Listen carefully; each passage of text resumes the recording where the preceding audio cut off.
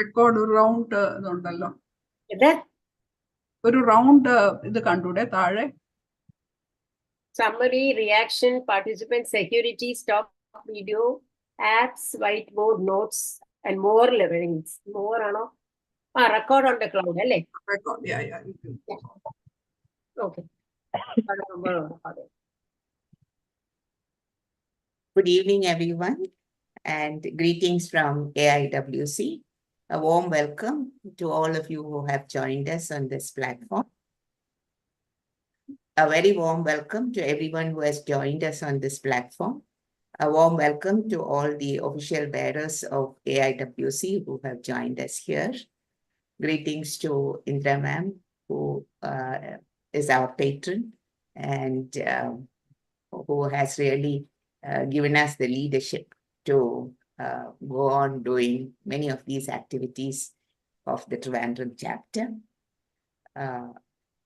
A warm welcome to the guest speaker of the day, Dr. Liji Varghese, who is going to talk to us on Russia today.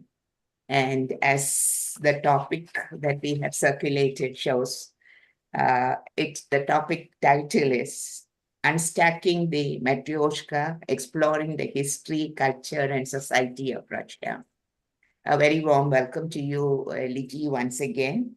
And to introduce Liji to this august audience, I would like to tell you that Dr. Liji Varghese is an associate professor of All Saints of the English Department of All Saints College.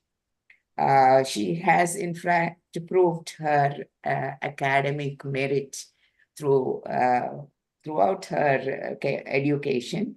She had distinction both at the school level as well as the pre-degree level. She secured the first rank for her BA in English Literature and later MA in English Literature, both from Matryoshka College. And then she joined the Institute of English as a PhD student under my guidance. And I must say she was one of the most committed and hardworking of the students who have worked with me. And she did produce one of the best theses on Salman Rushdie of the Kerala University. Apart from her academic qualifications, she has also not, I would say, sat back after she got a job at All Saints College. She has done quite a lot of things like publications in journals, books, and paper presentations, invited lectures. And she tells me she was a special invitee and member of the Board of Studies of the University of Kerala for 2 years. PG Board of Examinations, question paper setter of University of Calicut and University of Kannur. And what I liked best was the online teacher development course that she took in lesson planning and materials development from Middlebury Institute of International Studies at Monterey. Very good, Liji, that you're still keeping up your interest in methodology of teaching. She was a content writer for e-Pathashala programs initiated by UGC and MHRD. She has published essays and learning material for 5 modules, very commendable. And then she was a subject expert for curriculum revision at Niche, contributed online study material at the Kerala State Higher Education Council. And I must say she is both not only a great academician, but also has done well as an administrator, as the academic dean of All Saints College from 2022 to 2024. And she is a research supervisor of the University of Kerala 2021. So her credentials are that, and I think we could not have found a better person than Liji to talk to us about Russia. But more than the academic part of it, I think she has visited Russia. And so she is going to tell us something of her firsthand experience of Russia as well. So we go on to the topic of the day, which is the history, the culture, and the society of Russia. We all know for a long time now, the USSR was thought of as one of the biggest countries in the world, but it was actually 15 Republican states that were held together. And of course, Russia was the biggest of them. And in 1991, Russia emerged from the dissolution of the Soviet Union and declared itself as an independent Russian federation. When we think of Russia, the first thing that comes to my mind is Tolstoy, Dostoevsky, and the great writers of Russia. And also, we think about the art forms of Russia, the paintings that are there, the what you'd say, the toys that are produced in Russia, the dolls, which I'm sure Liji is going to tell us more about, the Matryoshka dolls, which are only one kind of dolls, but there are many other kinds of dolls that are made in different villages in Russia. Not to forget that Russia is also known for its ballet dancers and for its architecture. We also know when we talk about Russia, the figure that immediately comes to mind is the clash between Russia and USA. On many counts, they have, in fact, many meeting points like the Non-Proliferation Treaty, their space programs, countering terrorism and things like that. But they also have their differences of opinions, like what is happening in Ukraine now, what is happening in what had happened in Crimea. So the NATO and the US at various times have tried to stop Russia from many of its activities. And therefore, it's not a very smooth relationship that Russia has with the US. About the people of Russia, like in all the countries that we had earlier talked about, Australia, Canada, and Russia also had its indigenous groups or its native peoples. And it is only 0.2% of the population, very small population of indigenous groups are there. And very interesting names like Ainets, Nenets, Evenikis, Oroks.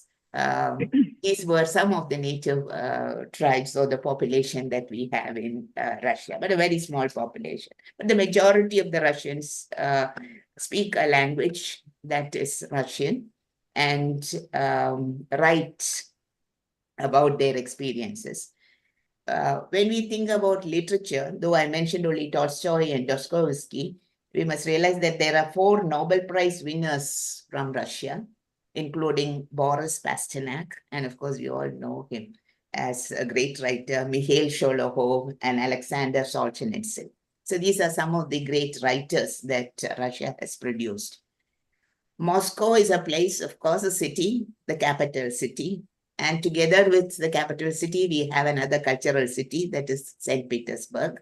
And it was during Tsar Peter the first time that the city of St. Petersburg came to be known for its cultural heritage. The flowers that we find painted on many ceramic pots of Russia is their national flower, which is something like an aster, and which they call chamomile. And it's also pronounced chamomile, I understand. It's very difficult to pronounce some of these Russian words. But what has always fascinated me about Russia is the Russian dance and the folk dances with its beat, its music, and its rhythm.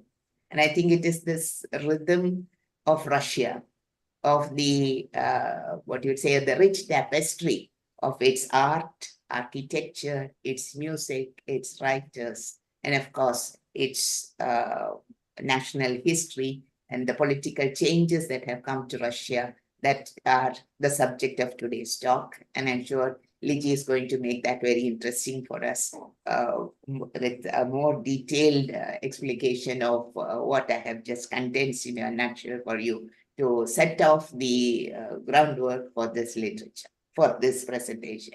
So a very warm welcome to all of you and looking forward to Liji's presentation. So over to you, Liji. Thank you, ma'am. Thank you for your vote of confidence. A very warm good evening to all of you. It's indeed quite an honor to be here today with all of you. I thank Jamila ma'am, my dear Jamila ma'am, for giving me this opportunity. The title of my presentation is Unstacking the Matryoshka, Exploring Russia's History, Culture, and Society. So before that, I'll just share my screen.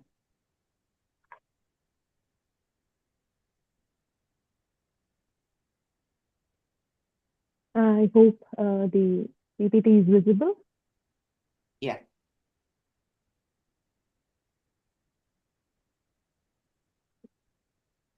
So let me explain my title first. The Matryoshka dolls, as you see in the slide, they stand for the idea of Mother Russia. And I wanted to emphasize that, Matryoshka dolls are actually, wooden dolls where you stack one doll within the other, and it symbolizes the mother carrying the child. So just as there are layers, you also have layers to Russia. You can't have a simplistic definition of Russia. You can't say that this is where Russia came from. That is the history of Russia. So we'll actually be talking about histories, cultures, and the societies of Russia. So that's why I titled my presentation like this. And the history of Russia is quite vast, and the society is quite diverse. I don't know if I'll be able to do justice to the vastness of the topic, so I will try to focus on the main points. So this is basically the route map that I'm using.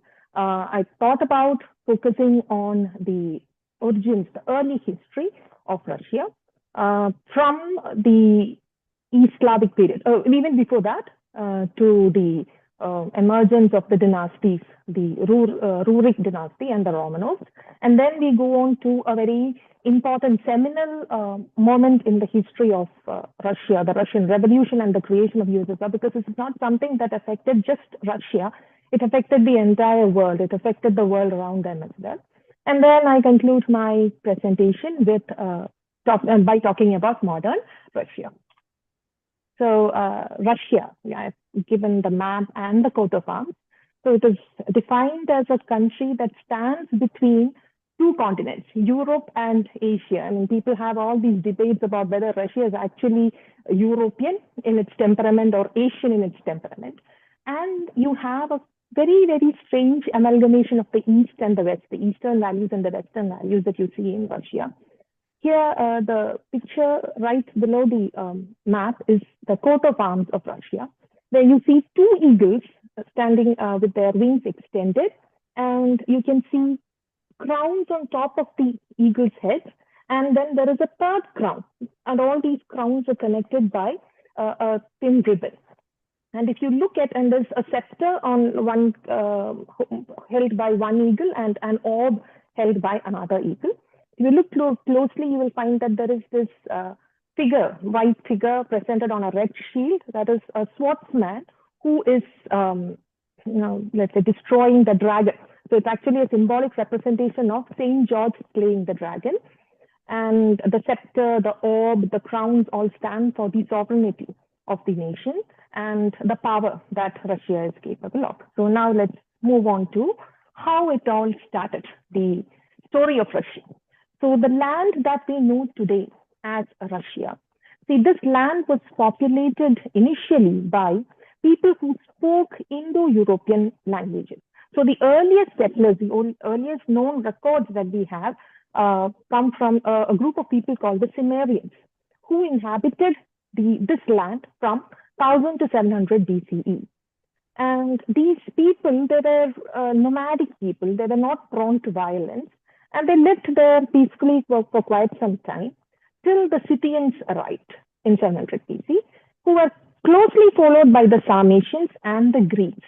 Now, the Sarmatians and the Greeks, they had a sort of, friendly relationship with each other. They did not get into many fights. And the Greeks sort of, became settlers along the coast.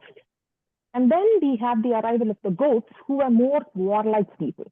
And they did not believe in peace and prosperity. So they started fighting with the other groups. And in a very major event, we have a group called the Khazars, who came in the 700 AD to the southern part of Russia. And they settled there.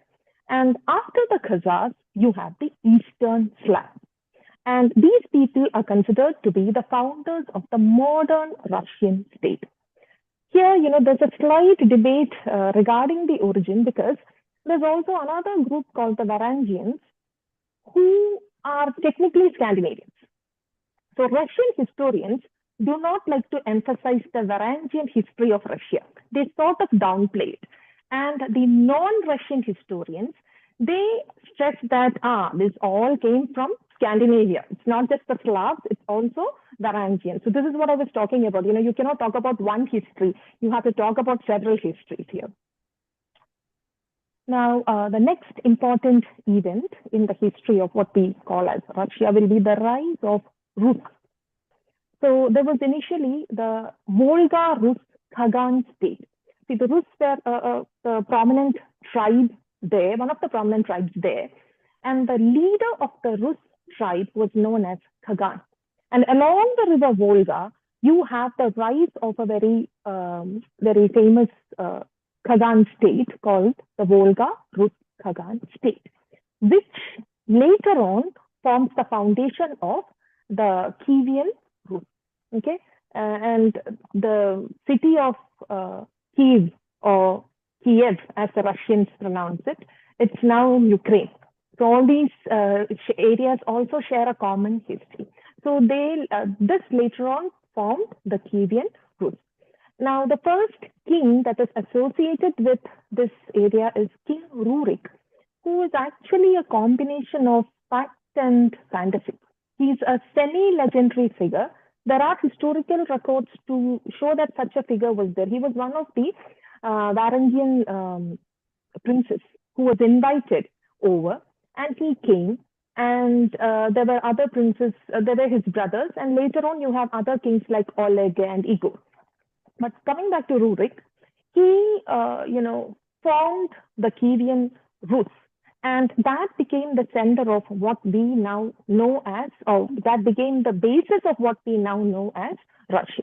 And King Oleg was a very close relative of King Rurik. And we know more about the exploits, the statesmanship and the military exploits of Oleg rather than Rurik, because as I said earlier, not much is known about Rurik. So in the histories, if you look at King Oleg, you find out that he's a kinsman of King Rurik, and he was a very skilled administrator. And not just that, he was also very cunning. So you have several stories of, how Oleg tricked his adversaries. And then Oleg was also known as Oleg the Wise. And then, you have Igor, who's considered to be the son of Rurik. And Igor, though he ruled quite well for some time, was murdered by a particular village because he had been asking for several tributes, too many tributes. So after Igor's death, Igor's wife, Olga, takes the power. She was not exactly the queen, she was the queen regent. And she is considered to be the first female leader in Russian history, Olga. And there's a very popular story about Olga's revenge, where the story is a bit bloody and scary, where Olga gets so angry with, the people who were responsible, the village people who were responsible for Igor's death, that she decided to avenge him. Okay, so she goes ahead, gets the village people drunk and kills them, because it is easier to kill drunken people than sober people. So they were known as the Draveline people, the village of Draveline. And she wasn't happy with that. She had to take her revenge forward. So what she did was that she asked these villagers to send them tributes as 3 sparrows and 3 doves. So once these birds were sent to her, she and her retainers tied inflammable material to the legs of the birds, and then the birds flew back to the village. After which, the entire village was on fire. So the story goes. There's no logic in the story on how the birds got the inflammable material there. So that is known as, that story or that incident is known as Olga's revenge. So next ruler in line is Prince Sviatoslav, who was the son of Olga and Igor. And his reign was rather short, but that was known as the Great Adventure because he went on a list of, pursuits, adventurous pursuits like, conquering that country, getting defeated sometimes, but being victorious other times. So, but his reign was cut short by an enemy who sent a troop after him. And after Prince Sviatoslav, you have Vladimir, who became known as Vladimir the Great, and he is considered to be the architect of Kievan state.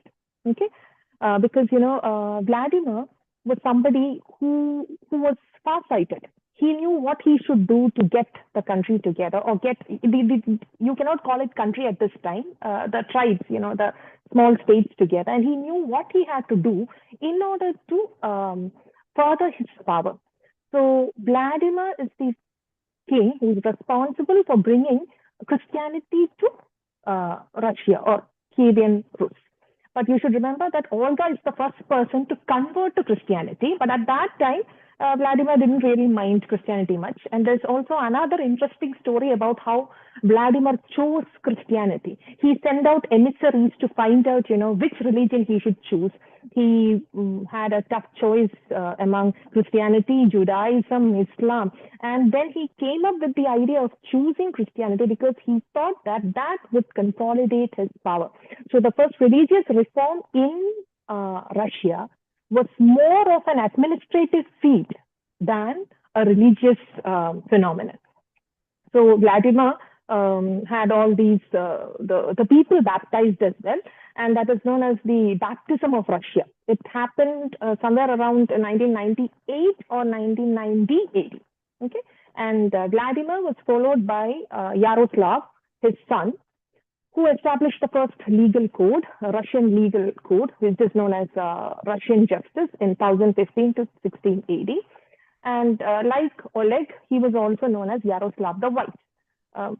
Maybe because Oleg and Yaroslav were, princes, they found it easy to call themselves wise, or maybe, their cronies decided to call them wise, or maybe they were truly wise. We don't know about the accuracy of the terms or the appellations, but still, you have this particular dynasty. And if you look at the society there, you will understand that Christianity played a huge role in the sense that the religion deemed that the power of the king is absolute, and the king was considered to be sacred. And not just that, since they converted to Christianity, they became more visible in the European world. So the paganism that was practiced by the people in the region was replaced by Christianity. And you should not think that, the people went ahead very smoothly and thought that, okay, let us all embrace Christianity. There were lots of protests. But then since the king deemed it right, they couldn't really protest too much. And finally, after decades and in some cases centuries, they all became Christianized. So these are the rulers of Rus. Here, the topmost figure is Rurik, the semi-legendary figure, and then the wise king Oleg, and then you have Vladimir the Great and Yaroslav the Wise. Okay, these are images of the rulers of Rus. Okay, so if you look at the culture and society, you have a mix of Slavic traditions because, the predominant tribes were the Slavs. And you also had a lot of Byzantine influence because Byzantine Empire was very popular at that time. They were very powerful. And so the Rus naturally had a lot of trade relations with Byzantine, and they did not want to get on the bad side of the Byzantine people. So there were a lot of Byzantine influences coming in. But the high culture in Kievan Rus was primarily ecclesiastical because the church was very powerful. And you have some of the earliest literary works, which were translations, primarily from Greek to Old Church Slavonic. And you have all these hagiographies, which means lives of saints, stories regarding the lives of saints. And then there's an epic song of Igor's campaign. And when you come to the architectural contributions, this is where you have the beginning of the stone churches. See, in Russia, the architecture is downright beautiful. It's just breathtaking to see the structures there, be it palaces or be it churches.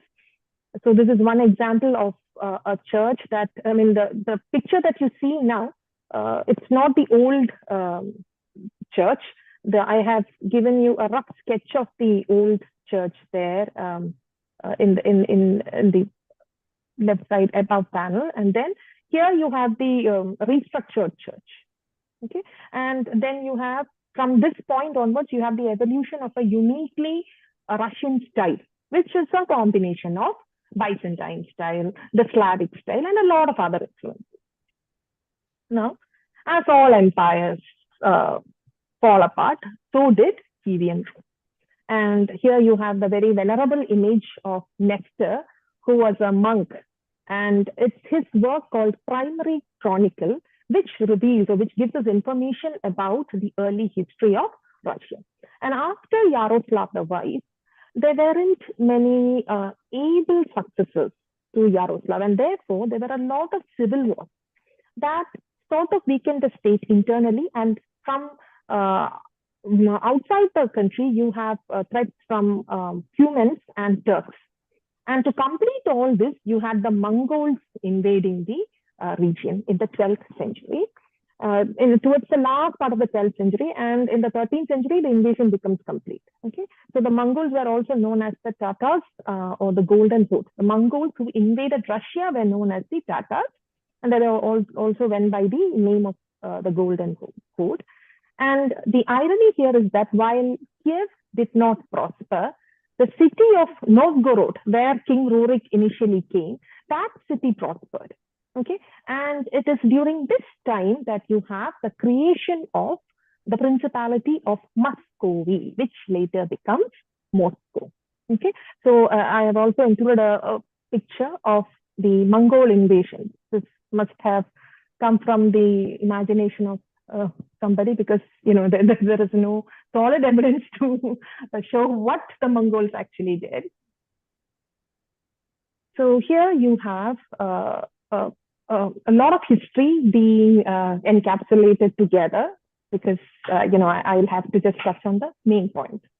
So the Mongol period in Russian history wasn't exactly very scary or difficult, because the Mongols did not force the natives to convert. They did not force the natives to give up their culture or tradition. They only fought against those princes who resisted. And not just that, the Mongols said, okay, you give us tribute, we will let you be. So Novgorod and Muscovy in particular, these rulers saw to it that the tribute was paid. So they sided with the Mongols, and therefore they became more and more powerful.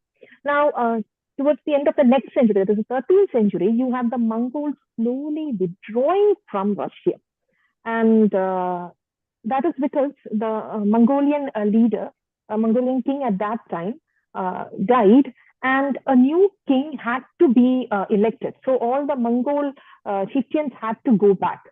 And at this period, Muscovy, Lithuania, Crimea, they all became new centers of power. The Mongols were basically there, but these princes sort of kept them sated by paying them tribute. And within the Mongol time, you have those people fighting for power. You have dynastic struggles there, and I would say that the Mongols weren't particularly happy with Europe. They thought that the land would be beneficial, but then they thought that it is not worth all the trouble. So they finally decided to move back to the rest of Asia, and they went towards China in order to give trouble to the Song dynasty. And then they went and gave a lot of trouble to the Song dynasty. And at this time, by the time the Mongol influence sort of waned, you have the rulers of Muscovy getting very, very powerful and very, very defiant. Okay, so that is towards the early 15th century. And slowly you have the princes of Muscovy, because this title, the Grand Prince of Russia, was something that was given to the princes of Muscovy by the Mongols. But then they thought, okay, now that we have the power and those people are not so powerful anymore, why should we pay them tribute? Why should we bow down before them? So as the next stage in the history of Russia, you have the princes of Muscovy. You have Vasily I, Vasily II, and Ivan. Ivan was known as Ivan III, and he is the person who consolidated the power of the Muscovy princes. And this episode is known as the gathering of the Russian land. So many wars were fought, many battles were fought, and they had to cede some land, but they got a lot of other territories. And vastly, so Ivan III was considered to be a good ruler in the sense that, he was somebody who knew what he should aim for. And he is somebody, who said that I am not going to pay tribute to the Mongols anymore.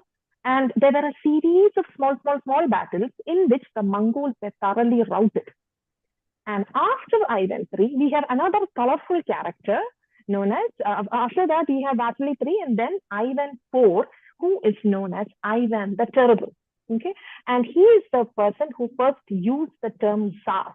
Tsar comes from the word Caesar, because he thought of Russia as the new Rome.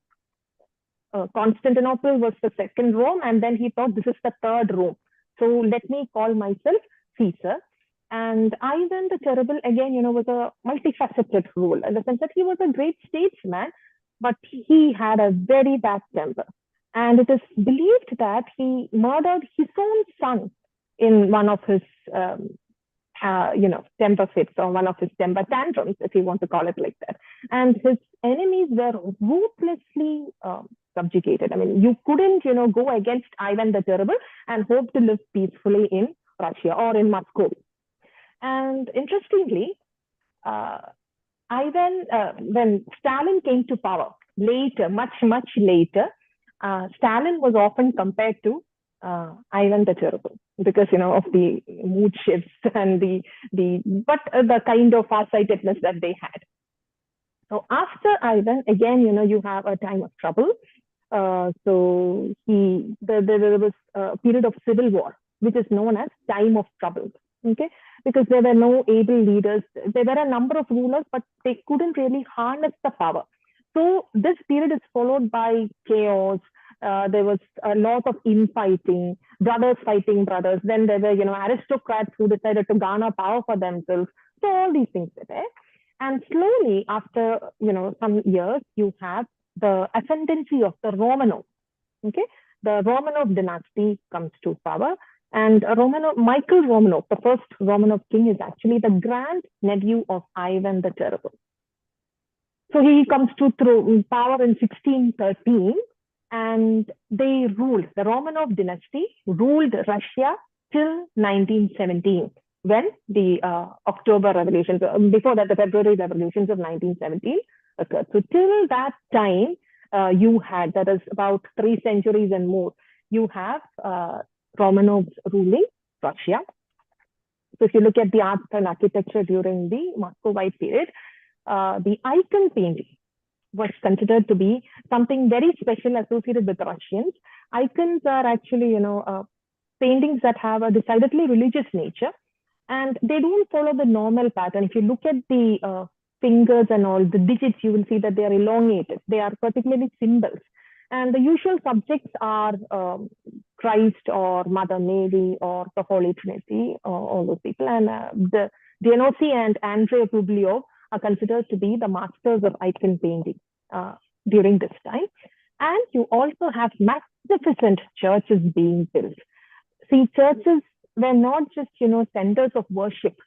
They were also opulent structures that would showcase the power of the czars. And the Cathedral of Saint Basil, which is the photo of which I have shown here, that was actually built by Ivan the Terrible. So though he was terrible at times, in other areas, he wasn't all that terrible. Okay. Now we move on to the rule of the Romanovs. There were a number of Romanov rulers, but we will just look at the major ones. So when the Romanovs came to power, initially there was this, uneasy coalition between the Cossacks and the Boyars. Cossacks are, Slavic warriors, East Slavic warriors specifically, and most of them were runaway Serbs. In Russia, you had the Serbs, which were peasants who were bonded to the land that they were working on. And then you have the Boyars, who are the aristocrats. The early Russian aristocrats were known as the Boyars. So even though there was this titular king on the throne, you had some other boyar controlling him from behind. So the Salt Riot of 1648 was a very important event, and this happened during the reign of Alexis, okay, Tsar Alexis, son of Michael. And the boyar who was in power at that time was known as Boris Ivanovich Morozov. And he was somebody who did not really care about the peasants or the ordinary people. So he went and there were a number of unpopular decisions that he took. But the particular event that caused the riot was he imposed a tax on salt. And then the peasants and other people were quite unhappy. They even led a march to the Tsar, to where the Tsar was standing, and said that, him and all his Morozov and all his Morozov and all his supporters should be done away with. And the Tsar had to plead with the people to let it be. And during this time, the Romanovs also followed a number of annexation campaigns. They were extending the territory of Russia. But at the same time, they also knew that they had to resort to diplomatic maneuvers when they did not have the power to counter the attack of those nations whom they couldn't defeat. For example, the Ottoman Empire or the other powerful European nations, they stood back. And here you have, during this time, you have the presence of the patriarchs. Okay, important patriarchs are Nikon and Philaret. Nikon was actually born as Nikita, I forgot the second name, Nikon and Philaret. Here again, you have a shadowing of the later figure of Rasputin. Rasputin, during the regime of the last Tsar, Nicholas II, was considered to be one of the primary factors why the people revolted. Here again, you have two patriarchs. So these patriarchs were leaders of the church. And they would initially start by saying that we are going to look at the moral and religious life of the Tsar. And later they would slowly try to influence the Tsar regarding his governing policies. And this was not taken well by the rest of the population. So moving on to the social and cultural life, the culture of the monasteries, that was the predominant culture during the earlier times. But now, at this present time, that is the 16th century, 17th century onwards, you have the rise of a new class, new elite class, who were more secular than religious in their approach. And these people had gone to Europe or had access to Europe, so they had more European perspectives rather than purely Russian perspectives. But we'll have to say that the vernacular literature, the folk songs and the pamphlets, all these things were kept, under control, because the press was primarily controlled by the ecclesiastical agency. So the vernacular literature never got popular during this period, but there was the presence of vernacular literature. And then within the church, you have the great schism. And Nikon, the patriarch, was responsible for this schism because it was a great division between the old believers on one hand and the new reformers who were led by Nikon. Nikon wanted to bring in a number of changes to the liturgy, the practices of the church, and the old believers did not really agree to that. So Nikon had to step back. So that was also another conflict that was there during this period. See, in Russia, during that period, church was very important. So anything that affected the church would also affect the other agents of the nation. Right. So now we go to the two great rulers in the Romanov dynasty who made Russia an empire to deal with. Okay, they made Russia a great, grand imperial power. So the first one is Peter the Great, who was considered to be a very able administrator, and he was again, not somebody who was or people didn't think that he was going to be the king. So he had a relatively free upbringing, which made sure that he had a greater perspective on things. He had a freer upbringing. Okay, he wasn't as controlled as the heir apparent would have been. So he saw a lot of things, he experienced a lot of things that gave him a wider worldview, and this gave him a distinctive advantage over other rulers. And he made the army more professional. He extended the naval power of Russia. And it is Peter who shifted the capital to St. Petersburg. Okay, Peter Peter thought that, okay, let me make a new city. And St. Petersburg was also known as the window to Europe. He called it the window to Europe. And, a very interesting story about Peter is that he was westernized, and he did not like the fact that the aristocracy, the nobles in Russia were westernized. So, he often advised them, go shave off your beards, start wearing Western clothes, go drink coffee. These are all the advice that he used to give them. And he wanted Russia to not just look within, he wanted Russia to develop her perspectives, to look outside and assimilate what is good from the rest of the world to Russia. That is something that Peter had in mind. And then you have the next person, Catherine the Great. Now, Catherine wasn't technically related to Peter. She was also nobility, but Catherine was actually the wife of Peter III. And Peter III was a very unpopular. So after Peter I, that is Peter the Great, you had again a time where, there weren't very effective rulers and people weren't really happy. So till Peter III came to power, and he was unpopular from day one. Okay, he, had this habit of getting himself into trouble all the time. And poor Peter III had to abdicate, and Catherine made him do it. Catherine made sure that Peter III abdicated, and she had a very loyal group of support. So these people, they made Peter III abdicate in favor of Catherine. So Catherine the Second, because Catherine the First was the widow of Peter the Great, I believe. So the throne goes to Catherine, and Catherine had this loyal group who would do everything that she asked them to do. And she was also a very smart woman. Okay, it is not that she was just a puppet figure on the throne, but a very smart woman, and her reign is known as the golden age of the Russian Empire, and that too for a very valid reason, because she modernized education.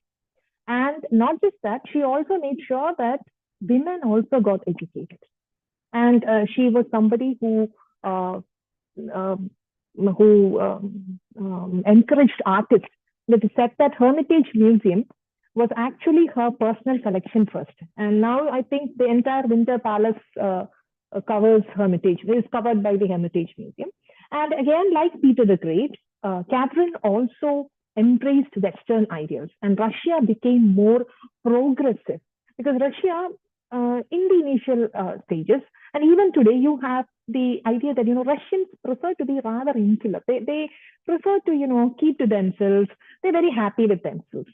But Peter and Catherine are rulers who wanted Russia to look beyond and see what they can take from the rest of the world.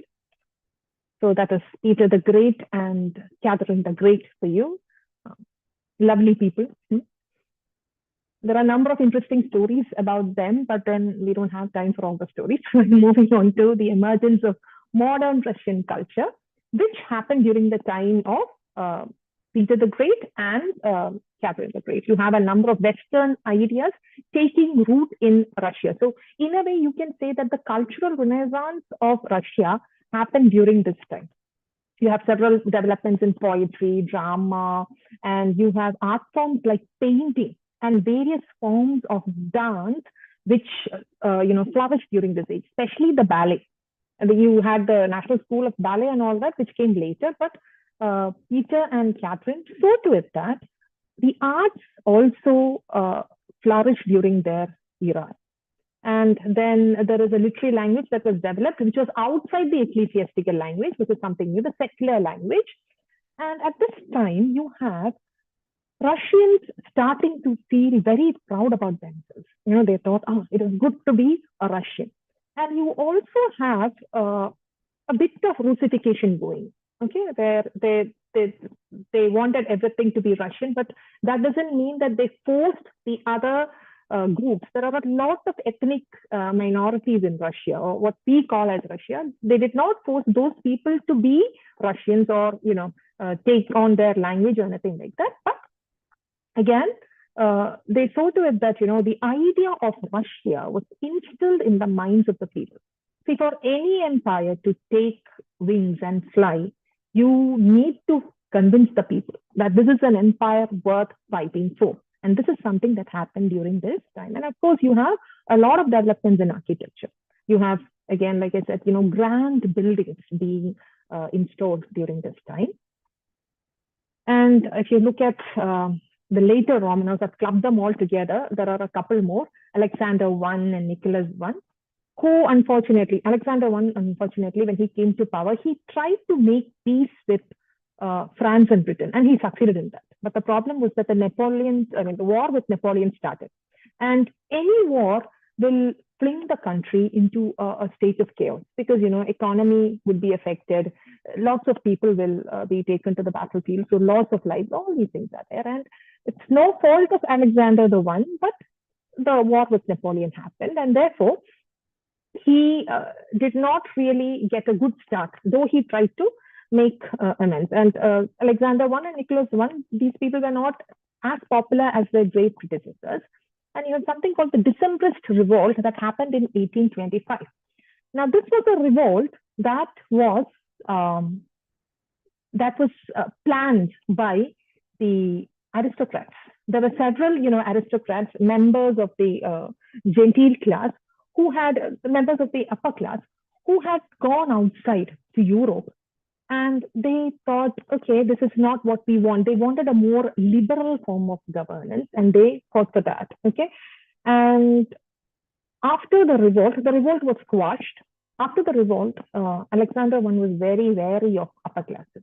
So if you look at Russia, the history of Russia, you cannot say that the revolt of 1917 just happened on them.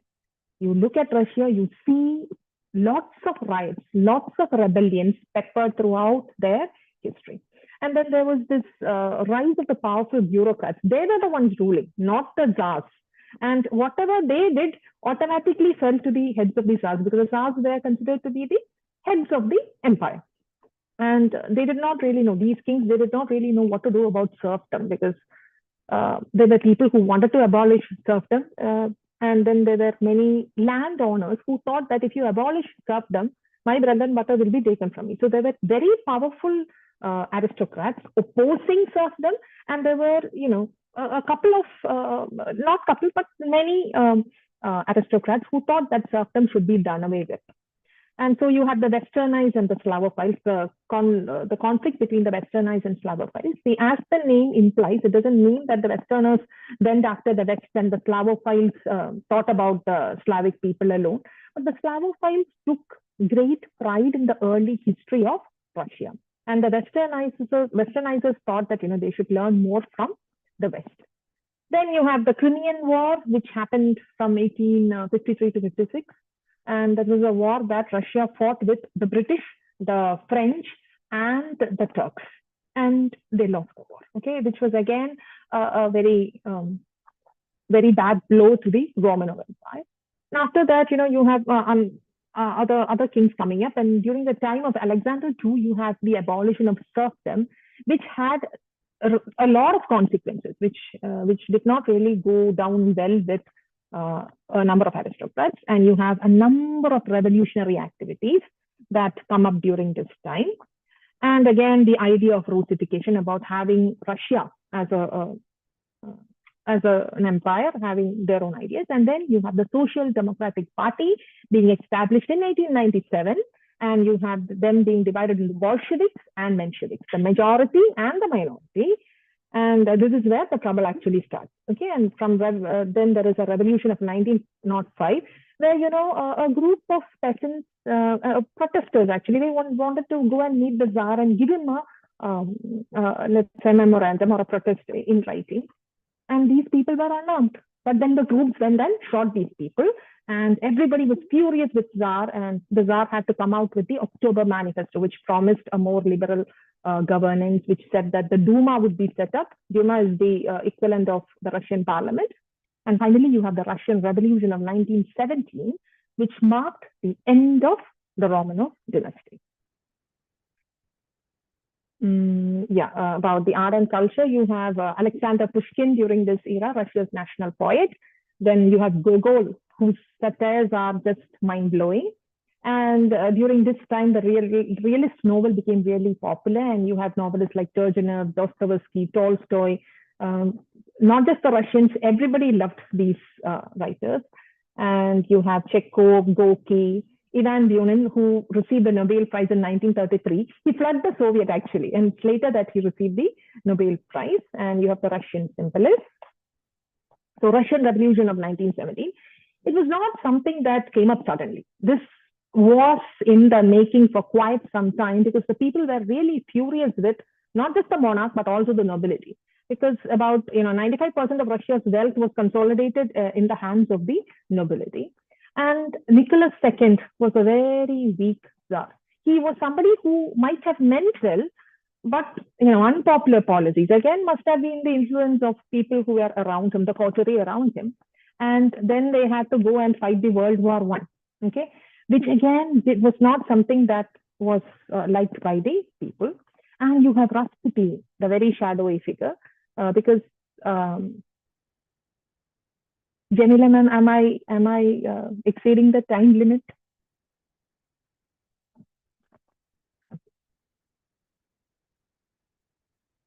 I can't hear you. I think you have muted. Please go on. Please go on. Yeah.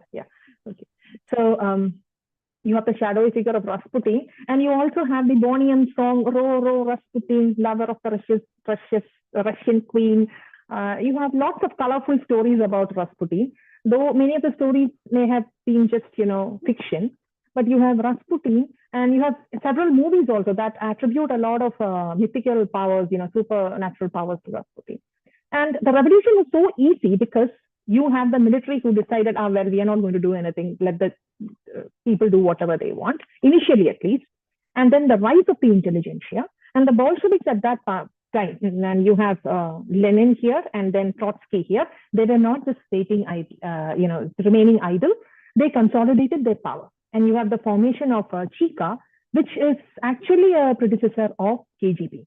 So you have Vladimir Lenin, Leon Trotsky, the formation of the Red Army, that is the Communist Army.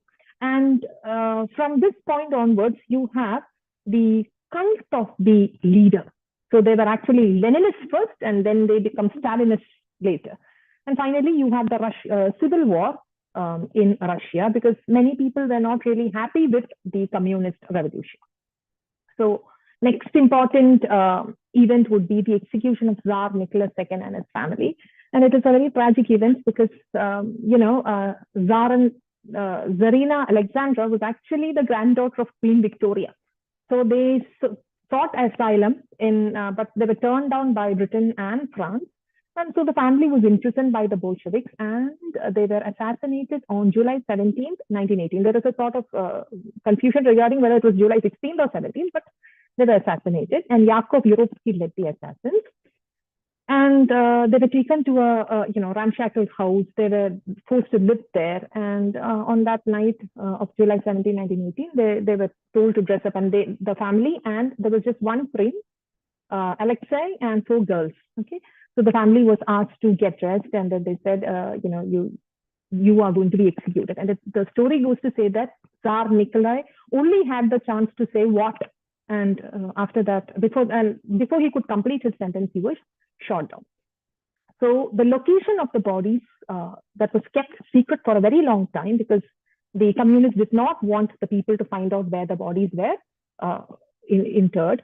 And there are all sorts of, gruesome details about, how the murder was done and what was done to the bodies after that. And here you again have a very interesting story of the missing princess, Anastasia. And that became a very, very primary story in the figment of lots of people's imagination. And you had lots of people coming up saying that, I am Princess Anastasia, because when the bodies were found, there were just 5 bodies. Alexei's body and Anastasia's body wasn't found. And then people thought that Anastasia escaped. So you have several people coming up saying that I'm Anastasia. But then now I think people are more inclined to believe that the entire royal family got murdered. They were given a state funeral in 1998 after the fall of the communist regime. And they were canonized by the Russian Orthodox Church in 2000 for being martyrs. Okay, moving on, now we have Soviet Union. I think from this part onwards, most of us will be familiar with the history of Russia.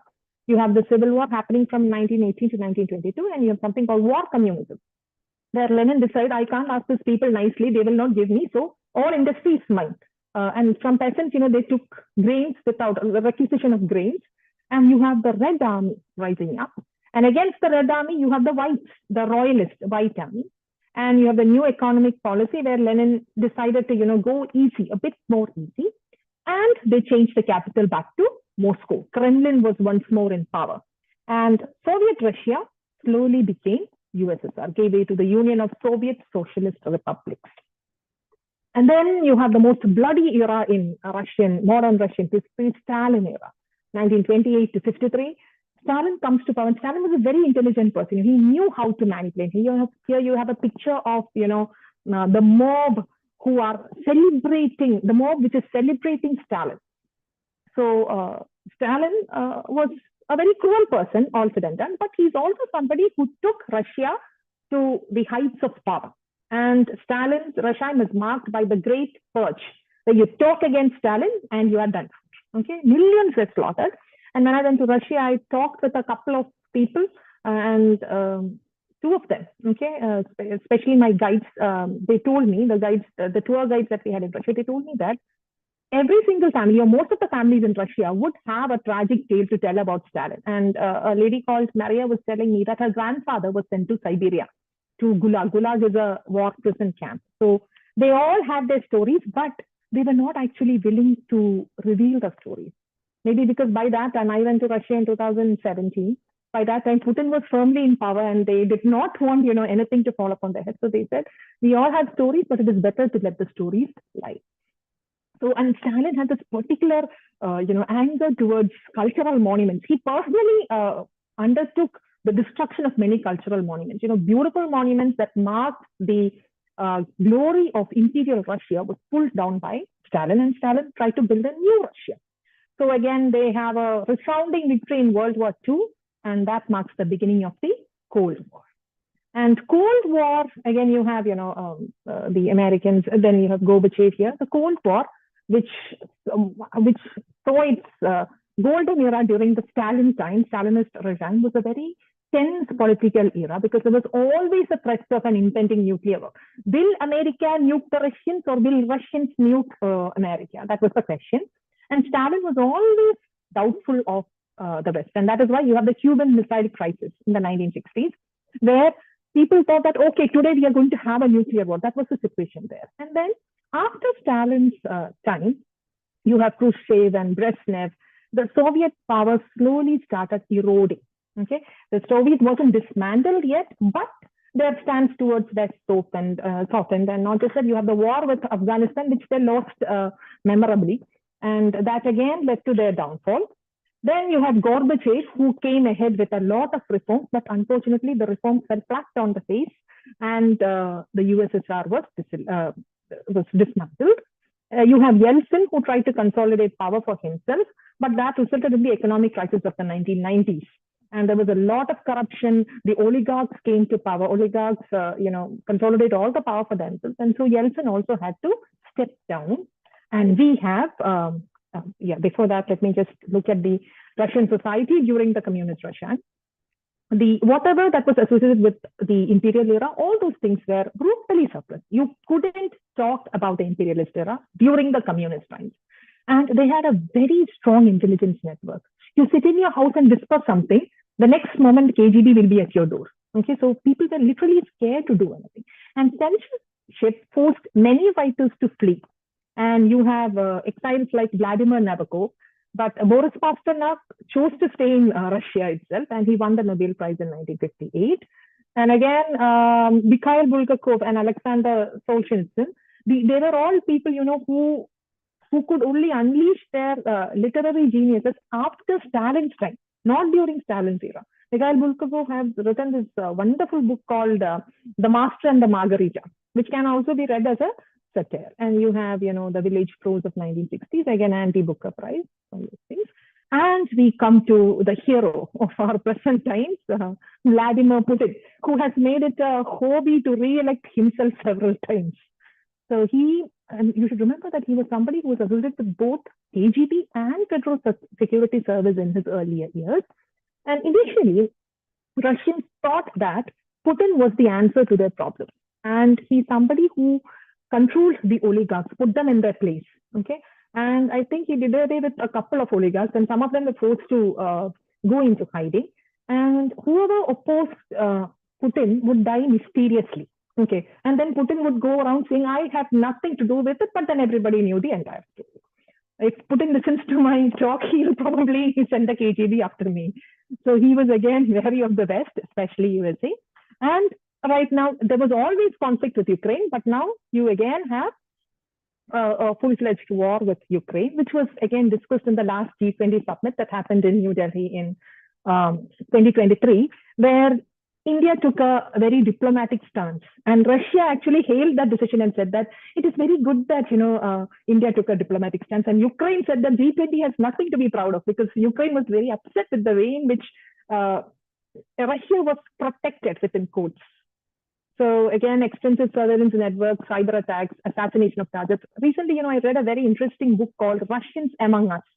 It was written by a BBC journalist, and in it they talk about how the Russians during the 1960s, 70s, and 80s, they assumed the identity of dead American babies, and they would craft, extremely lengthy backstories for themselves, legends. They were called as legends for themselves, and then they would get into America. And these people are not your, James Bond style spies. They're actually sleepers. They gathered information about the Western society. So think about the time, the patience, the money, and the effort that the Russians put into it. So, okay, let me conclude. If you look at the social fabric of Russia, now you know that you see that lots of folk holidays are observed, traditions are adhered to. Matryoshka is actually a very interesting festival. It marks the end of winter. Earlier, it has pagan beginnings. Earlier it was actually a remembrance of the dead, but now it is a jolly festival. And you have, caviar being eaten, which is a very popular food in Russia. And tea is being served in samovars. If you have seen the Russian cartoon Masha and the bear, you will see that the bear always has the samovar ready. And then you have the pancake week, Shrobatype, which is again an extension of Matryoshka, where you have, day 1, day 2, day 3, different kinds of pancakes are made. And Easter, Troitsa is the holiday of the Trinity. Other holidays are observed. And on these days, the Russians wear their traditional clothes, the headgear and everything for the women, the scarf and everything, and their tops and skirts. And traditional food is served: honey pies, pashka, borscht, okroshka, kvass. Kvass is again, something like vodka. Vodka is a national drink of Russians, but kvass is also a fermented beverage. And borscht is actually beet soup. And Russian middle class, the emergence of the Russian middle class, whose values are very different from the earlier era. And not just that, they believe that, they have to travel, they have to go abroad, they have a wider world to see. At the same time, they are rooted in their traditions. So this is one fear that the present Putin era has about the present era of spies, because they think that once they go to the West, what if they defect? What if they don't come back? And then dacha is again, something called a cottage house. And again, from my conversation with the few Russians that I met, they told me that most of them have dachas. And dacha is a cottage house somewhere in the suburbs, not in the cities. And these people would have their fruit gardens there. Again, that is something that you see in the cartoon Masha and the Bear, where, they pluck out their local produce from the fruit gardens that they have. And in Russia nowadays, it is many people are atheists, but you have the rebirth of religion, where the people have started going back to churches. We don't know for sure as to how many of them are actually believers. And then if you talk about Russian villages, you have a lot of cottage industries there. Like ma'am mentioned, the dolls that are made, and you have wooden dolls, a variety of wooden dolls, and you have these unique features that these dolls have. Even if you are an adult, you would feel like buying all these dolls. And Russian dances. When I went to Russia, I did not see a traditional dance. Instead, I saw a Russian form of belly dance, which was also quite interesting. But then the folk dances, again, had this very, what do you call it? A very distinct beat to it. They have their instruments also according to the rhythm of that particular beat. So that is all. I'm sorry I overshot the time, I think. Thank you, everybody, for your patient listening. Thank you. Thank you very much, Liji, for that very informative session that you gave us on Russia's history, its culture, food, dance. I was wondering while you were talking, some of the writers who have in fact portrayed the stories of Russia, what Russia is, and very realistic representations that we have, particularly the writings of Tolstoy, Boris Pasternak, and others. You'd have loved to hear a little more about that. Would you like to talk about it, or we'll come I thought I should stick to history and culture more, but yes, ma'am, I can talk more about it because realist novel, when it flourished in Russia, you had these writers going in detail about the ubiquitous details of Russian life. And again, that was not something that was viewed favorably by those in power, because they wanted a specific image of Russia to be showcased. And I would say that Tolstoy was the master. Tolstoy and Turgenev both were masters in showcasing the lives of the common Russians, especially in Tolstoy's works. You have Russia as it is not projected. You have Russia as it is. Okay, and you also have, in War and Crime and all that, you have the plight of the humans who are caught in between. And that was again something that took Russian literature to greater heights. In Dostoevsky, you have an exploration of the human soul and the mind. So my favorite author between the two would be Tolstoy, definitely, more than Dostoevsky, because in Dostoevsky, it is more about a human's anguish, the pain of being caught in certain circumstances. Turgenev, again, was a master of realist fiction. And in Chekhov, Anton Chekhov, you have humor, the Russian style of humor with realism, which is again something that is very unique to Russians. And again, in Bulgakov, you have the pain of being not exactly then, because he presents it in a very happy style, but you have, the particular, I don't know how to put it, the situation of being forced to hide certain things and then revealing it in quite a decrepit manner, in a quite undercut manner. Particularly can you stop sharing? Yeah, sure. And particularly during the time of Stalin, there were pamphlets that were circulated to show the glory of Stalin, and anyone who wrote against it was persecuted, as you said, was... Yes, ma'am, because the communists, they only wanted works that showed socialist realism. They did not want anything else. They did not want explorations of the mind. They did not want the reality as the writers saw it. They only wanted their own brand of reality to be shown. And many writers had their works confiscated and burned. And some of them were sent to Siberia also. Yes.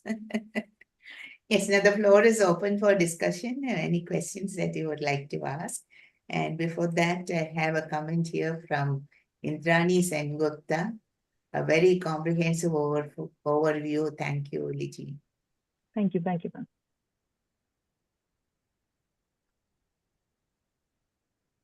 Can I say something? Yes, go ahead. Yes, ma'am. That was a very exhaustive and beautiful history of Russia.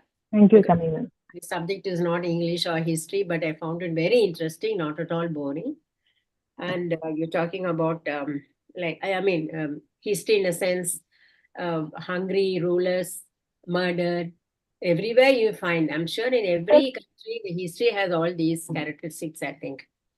And beautiful churches, even now you have beautiful churches. Anesthesia. I think there's so much of discussion about anesthesia too. And Nicholas Roerich is a painter, and his paintings are all kept in our museum also. Yes, yes, ma'am. And there's also the Russian symbolist, who also came up with, their own set of painting. So painting was an area where, Russians specialized in. Yeah. There's beautiful painting, a horse. The extremely beautiful painting. Beautiful painting. What is the status of women in the modern day? Ma'am, during the imperial time, women were not exactly in power, but during the Soviet rule, that is a communist rule, women were emancipated in a way. They gave more power to women. Women were encouraged to go ahead, pursue careers. And right now also you have women being treated almost as equally as men. You don't have any sort of discrimination happening there. But then there are people who cling to the traditional value where, the men must be shown their particular place. But then not many of them are like that. Especially in the urban centers, you see a lot of women holding position of power, but not so much so in federal agencies. There, men are more in power than women. And what is it I wanted to ask you about? What about the parliament? Parliament, yeah, though the parliament was formed, it was more of a titleless structure. It did not have much power, especially during the time of Tsar Nicholas. Though he formed Duma, it did not have much power. And that was one concern that the Bolsheviks had with it. But then again, when they came to power, they also went after their leaders. So you have, 20th century Russia and 21st century Russia going from one autocrat to another. That's it. And even when there was, there was a semblance of a parliament, you had certain leaders who had all the clout. So people would, rally behind these leaders. And was Gorbachev responsible for the fall of the USSR? You can't exactly, put it on Gorbachev in the sense that he did not really mean it that way. But then he went ahead with all the reforms because there were a number of reasons that were there for the dissolution of the USSR, because the member states were not really happy with Russia's role as the big brother. But then Gorbachev went ahead with, his policies, freedom of speech and more liberalization and everything. And that sort of undid, that sort of, pulled the thread. That's why I think Putin didn't even attend his funeral, Gorbachev's funeral. Putin is not somebody who forgets old wounds easily. That's always adversaries, political adversaries. Yes. But then Putin should remember that he came to power because Gorbachev did all this. Yes. Anyway, thank you so much. It was wonderful. Thank you. I think Hari had something to say. Why don't you mute and say it? That was really great, Liji, listening to you after a very long time. I was reminded, especially that photograph that you had of Putin, that you had photograph that you showed of the president. That reminded me of the World War II photograph taken to Yusuf of Winston Churchill. And both photographs are remarkable testaments to how power sits on the throne in a certain sense.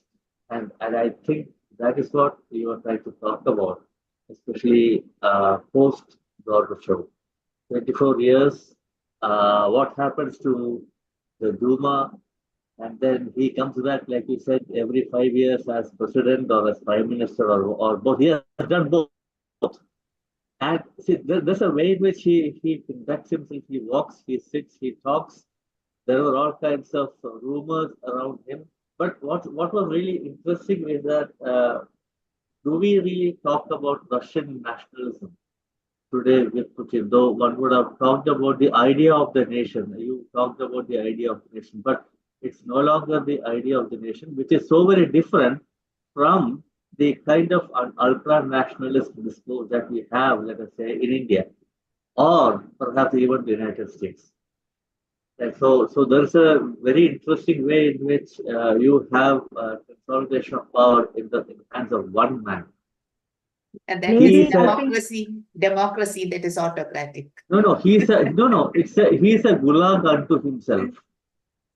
No, it's the what would it feel to be a man in this kind of a power where you are isolated, you are cut off from everything else. And I feel that many of those photographs of Putin shows exactly that. Because when you are at the top, when you wield that kind of power, there is no one near you. Now, I'm not saying that that is being lonely, but there's no one near you, and that's what ultimately defines you uh, politically and even globally. I think quite recently Putin, made sure that one of his political opponents died mysteriously. Yes. Yeah. But then again, the explanation given is mysteriously. Yeah. But it's very, are the ways of Putin. Yeah, it's very interesting to actually study his photographs. The different ways in which he is captured. The face, it's I would say perhaps it's a classic example of the poker face. Mm-hmm. You will get nothing from that face. And initially, he was somebody who was very sympathetic to the West. When the September 11 attack happened, he was one of the first world leaders to call up the American president and tell him how sorry he was and everything. Right. But then Putin also knows how to change his stance. Yeah. And also the photograph, that slide that you showed of Putin, and beneath that you have what is happening in Ukraine. And as Hari said, the look on the face, not all that is going below me. I am here in power. Ma'am, and not just that, the war in Ukraine doesn't actually have popular support. But then we don't get to know about it. I mean, Putin decides, Putin implements, Putin puts into action. But I like that slide that you had on Catherine the Great and whatever she has done. That was the only woman, who featured in this. Yeah. I was actually wondering, like communities, I was also wondering, where do all the women go? And I was also thinking about the Christianity that you have, the kind of Christianity that you have in Russia. Because it is the Orthodox version. The Russian Orthodox Church. The Russian Orthodox, which I assume is very different from the Greek Orthodox. No. Russian Orthodox took its liturgy from the Greek Orthodox. It is very different from Indian Orthodox. So, yeah, and the church, the structure, the dress that they were, they all resemble, and that takes us back to some of the early things that you said, the influence of the Greeks coming in into Russia. So that is a cultural history that one cannot efface. I did not get a nice picture of Olga. Otherwise, I would have put, Olga's picture in, because Olga was a very brave woman. Anna Akhmatova. Yeah, but then she did not feature that prominently. Not that much, no. Because when you mention women, that's one name that came to me. And I've always wondered, because when you list the writers, Russian writers, there are no women writers there. Does it mean that all the women in the villages making dolls and No, definitely there were a lot of women writers. There were a lot of women writers, ma'am. I thought I should focus more on. I said that because when we are talking of these writers, there's no woman writer in that stature of these male writers that we talk about. No, ma'am. Definitely not. Is that I was thinking, the reason why that could have been like that in Russia. Pardon, ma'am? Because when we talk about India also, we do have women writers. Russia had a number of women poets. Yeah. Very powerful poets. Anyone else would like to add something to what has been said? Srikala says, very, very nice presentation. Thank you, Srikala, ma'am. And nice listening to you. Very good presentation. Puljit had unmuted, but I think now she has left, or maybe she got disconnected. Yeah, there, Srikala is there. Why don't you unmute? You need to unmute. Yeah. Actually, I was not at home. I was listening inside the car. We had an outing and I just reached home, but the net connection was not that good, but still I listened to the whole thing. It was nice. Interesting. Thank you, Srikala, ma'am. Hi. Liji learned a lot about Russia. Yes, ma'am. Yeah. I will be Okay. focusing on Russian literature from now on. Anyone else would like to add something? Or then Usha can conclude. Usha? Yeah, I think we can conclude now. Jamila, or you want to say something about our next sessions? Not today. I think we'll put it up later. Okay. So we'll continue with the G20, but in addition, we'll have other sessions as well, isn't it? Yeah. We'll continue to complete the G20 series as and when we get speakers. But in between, we will also try to bring in other topics of interest and continue with this program for Saturday every month under the Literary and Cultural Forum. So thank you, Liji, for joining us and giving us a wonderful presentation on Russia. It was very interesting. Thank you very much. And thank you all of you who have joined us on this platform. I'm sure a lot of them are waiting to hear you on YouTube later on at their time. So thank you very much. And thank you, Usha, for being there always, the support for the AIWC Literary and Cultural Forum. Thank you very much. Usha? Thank you, Jamila ma'am. Thank you, Usha Liji. ma'am. Thank you, for Kamini ma'am. spending so much time and the effort that you have put in to make such a comprehensive presentation. It was really interesting. Thank you, And ma'am. I'm sure all of us found a lot of new information in that. As you said, more familiar with the Russian Revolution onwards, history of Russia, the period before that. So that you have brought it out very well. And thank you for Thank you, joining ma'am. us, for attending this. And I hope you will continue to remain associated with All India Women's Conference. Definitely, ma'am. You can find out the details from either Jamila or you can get from me. You can be associated with our program. Jamila has Okay. for all Yeah. the resource persons, so you will be. We have a WhatsApp group, so you automatically become one of that WhatsApp group Okay. and you Okay, ma'am. get the messages. You will get Thank you, ma'am. information about our program. So please try to join us and when you Thank can. you, ma'am. And I thank Be my privilege.